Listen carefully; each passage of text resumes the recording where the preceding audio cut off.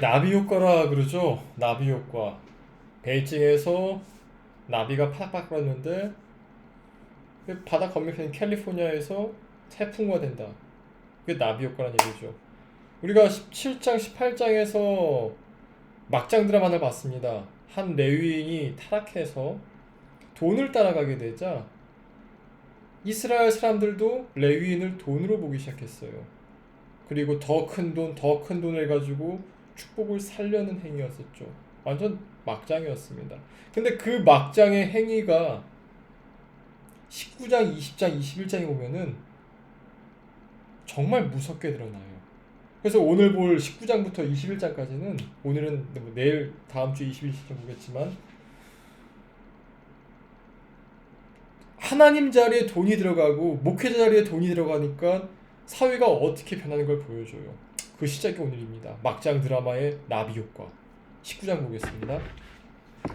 이스라엘의 왕이 없을 그때에 에브라임 산지 구석에 거류하는 어떤 레위 사람이 유다 베들레헴에서 첩을 맞이하였더니 그 첩이 행음하고 남편을 떠나 유다 베들레헴 그의 아버지 집에 돌아가서 거기서 넉 달 동안을 지내매 그의 남편이 그 여자에게 다정하게 말하고 그를 데려오고자 하여 하인 한 사람과 나귀 두 마리를 데리고 그에게로 가매 여자가 그를 인도하여 아버지 집에 들어가니 그 여자의 아버지가 그를 보고 기뻐하니라. 그의 장인 곧 그 여자의 아버지가 그를 머물게 하매 그가 3일 동안 그와 함께 머물며 먹고 마시며 거기서 유숙하다가 넷째 날 아침에 일찍이 일어나 떠나고자 하매 그 여자의 아버지가 그의 사위에게 이르되 떡을 조금 먹고 그대의 기력을 돋운 후에 그대의 길을 가라 하니라.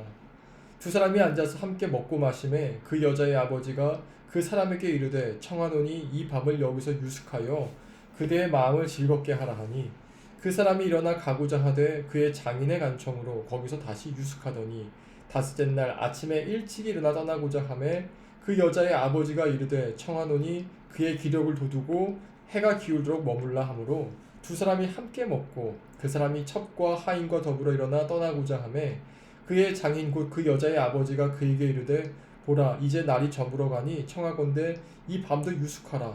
보라 해가 기울었느니라.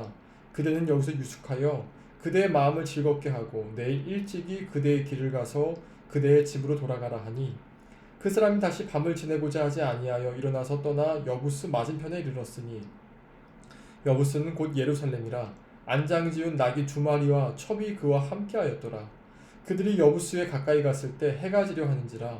종이 주인에게 이르되 청하건대 우리가 돌이켜 여부스 사람의 이 성읍에 들어가서 유숙하십시다 하니 주인이 그에게 이르되 우리가 돌이켜 이스라엘 자손에게 속하지 아니한 이방 사랑의 성읍으로 들어갈 것이 아니니 기브아로 날아가리라 하고 또 그 종에게 이르되 우리가 기브아나 라마 중 한 곳에 가서 거기서 유숙하자 하고 모두 앞으로 나아가니 베냐민에 속한 기브아에 가까이 이르러 해가 진지라. 기브아에 가서 유숙하려고 그리를 돌아 들어가서 성읍 넓은 거리에 앉아 있으나 그를 집으로 영접하여 유숙하게 한 자가 없었더라.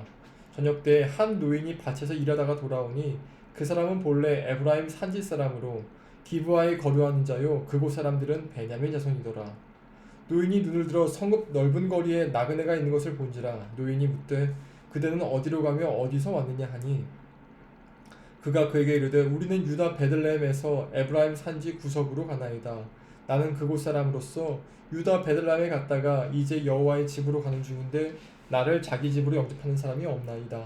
우리에게는 나귀들에게 먹일 집과 여물이 있고 나와 당신의 여종과 당신의 종인 우리들과 함께 한 청년에게 먹을 양식과 포도주가 있어 무엇이든지 부족함이 없나이다 하는지라.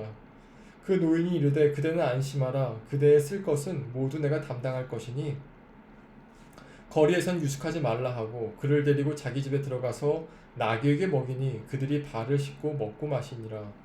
그들이 마음을 즐겁게 할 때 그 성읍의 불량배들이 그 집을 에워싸고 문을 두들기며 집주인 노인에게 말하여 이르되 내 집에 들어온 사람들을 끌어내라. 우리가 그와 관계하리라 하니 집주인이 그 사람이 그들에게로 나와서 이르되 아니라 내 형제들아 청하노니 이 같은 악행을 저지르지 말라.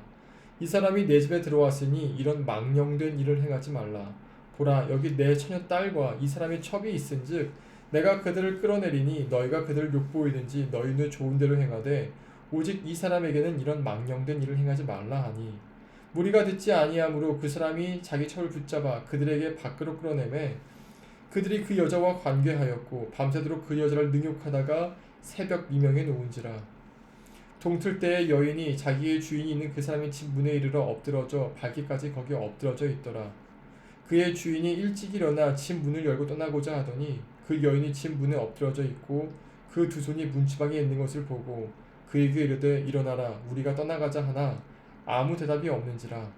이에 그의 시체를 나귀에 싣고 행하여 자기 곳에 돌아가서 그의 집에 이르러서는 칼을 가지고 자기 첩의 시체를 거두어 그 마디를 찍어 12덩이에 나누고 그것을 이스라엘 사방에 두루 보내매 그것을 보는 자가 다 이르되 이스라엘 손이 애굽 땅에서 올라온 날부터 오늘까지 이런 일은 일어나지도 아니하였고 보지도 못하였도다. 이 일을 생각하고 상의한 후에 말하자 아니라. 예, 뭐 읽으면 기분 나빠질 정도로 아주 섬뜩한 이야기죠. 한 레위 사람이 있었습니다. 제사장이었어요. 근데 첩을 드립니다. 성적으로 타락했죠. 근데 첩이 행음합니다. 행음해서 자기 아버지 집에 도망가 버려요. 도망갔다가 그 이 레위인이 그 여자를 다시 이렇게 잘 해가지고 데리고 돌아옵니다. 돌아오는 길에 베냐민 지파의 기브아에 갔다가 불량배들로 말미암아서 이 첩이 밤새 능욕을 당하고 결국엔 지쳐 죽습니다. 근데 이렇게까지 봐도 참 끔찍한 일인데 이 레위인이 이 자신의 첩을 12마디를 냅니다. 잘라가지고 칼로 싹싹싹. 그래서 그걸 또 12지파에 보냅니다.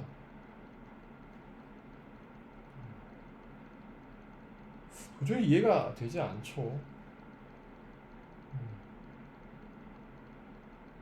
그래서 나중에도 둘이 싸우죠. 이제 전 이스라엘 지파하고 베냐민 지파하고 싸우는데 이 레위인이 잘못한 겁니까? 이 베냐민 지파가 잘못한 겁니까? 당연한 말이죠. 둘 다 나쁜 놈들이에요. 둘 다. 근데 그 시작이 다 레위인으로 얘기하고 있어요. 17장도 29장도 말이죠. 당시에 영적 지도자였던 레위인이 타락하자 어떤 일이 벌어지는가? 한국 교회에서 목회가 타락하자 어떤 일이 벌어지는가? 우리는 보고 있죠. 그리고 사사기에 그대로 내용이 나오고 있어요. 여러분 여기서 목회자 욕할 이유도 없고요. 또 성도 욕할 이유도 없고 교회 욕할 이유도 없습니다. 여기서 우리가 봐야 될 거는 나는 어떠냐는 거예요. 나는 로마서 말하고 있는 것처럼 이 시대에 물들어가고 있는가, 이 시대를 본받지 않고 주님을 본받고 있는가. 이 둘 중에 하나거든요. 둘 중에 하나예요. 나는 어디로 가고 있는가. 사사기 반복된 내용이 있죠. 그때 왕이 없으므로 사람들이 자기 눈에 좋은 대로 행하더라. 만일 내가 내 눈에 좋은 대로만 행하고 있다면 내가 사사기 시대에 똑같다는 것이에요. 믿는다고 하지만 나오는 것들을 보면은 믿지 않는 사람보다 더 악하게 나오는. 뭐 어떻게 하겠습니까? 뭐 어떡합니까? 나부터 잘 살아야죠. 나부터 온전히 살아야죠. 이런 끔찍한 일들이 우리 시대도 일어나지 않습니까? 뭐 얼마 전에 도가니 영화 있었죠. 형제 목전이었나요? 교회에서 시작한 건데 얼마나 추잡하고 추악하게 나옵니까? 뭐 교회만 그렇습니까? 뭐 절은 안 그렇고 뭐 성당은 안 그런가요? 아니 뭐 무신론자들은 더 하죠. 히틀러가 대표적인 무신론자 아닙니까? 무신론자가 정권 잡으면 나치가 되든가 공산주의가 되든가 둘 중에 하나입니다. 자기의 욕심과 어떤 자기가 옳다고 보는 걸 위해서 어떤 사람을 희생시킬 수 있는 거죠. 누가 나쁘다 욕하지 말고 나부터 잘 서 있읍시다. 그게 정말 중요한 겁니다. 내 가정, 내 공동체, 내 주위 사람들 이렇게 퍼져나가야지 나는 썩어가고 있는데 저 사람 아우 큰일 나요. 사사기 됩니다. 이제 한 주의 마지막인데 우리 이번 주도 말씀으로 잘 마무리하시고 우리 주일날 보십시다. 기도하겠습니다. 하나님 아버지 정말 참혹하고 끔찍한 일들을 봅니다. 이런 것들이 여과되지 않고 성경에 기록되어 있어서 믿는다고 하면서 얼마나 악하게 굴었는지 봅니다. 주님 불쌍히 여겨 주시옵소서. 긍휼히 여겨 주시옵소서. 참으로 불쌍히 여기시고 긍휼히 여겨 주시옵소서. 우리가 다시 한번 주님께 나아가게 하시고 주만 바라보게 하소서. 예수님 이름으로 기도합니다. 아멘. 다음 주에 봅시다.